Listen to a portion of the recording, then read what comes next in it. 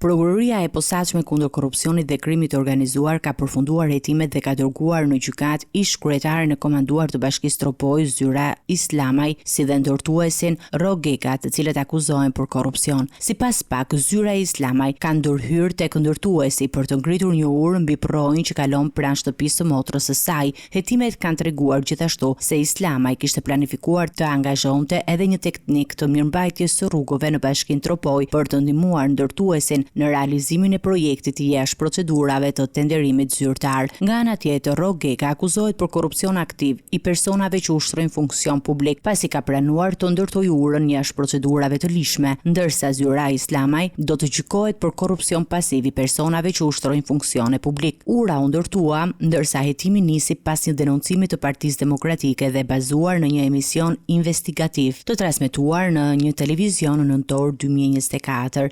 Islamaj u komandua në krye të Bashkisë Tropoj në shtator të vitit 2024 pas arrestimit të kryebashkiakut Recep Byberi për shpërdorim detyre. Byberi u lirua nga arresti shtëpiak me një gusht të vitit kaluar. Ky rast nxjerr në pa një praktikë të dyshuar të përfshirjes së interesave private dhe vendimarrjen publike, duke ngritur shqetësime për kontrollin e transparencës së integritetit në institucionet lokale. Seanca paraprake në GJKO e mbajtur ditën e djeshme pranoi kalimin e çështjes për gjykim, duke hapur rrugë për shqyrtimin e plotë të provave dhe përgjegjësive të akuzuarve.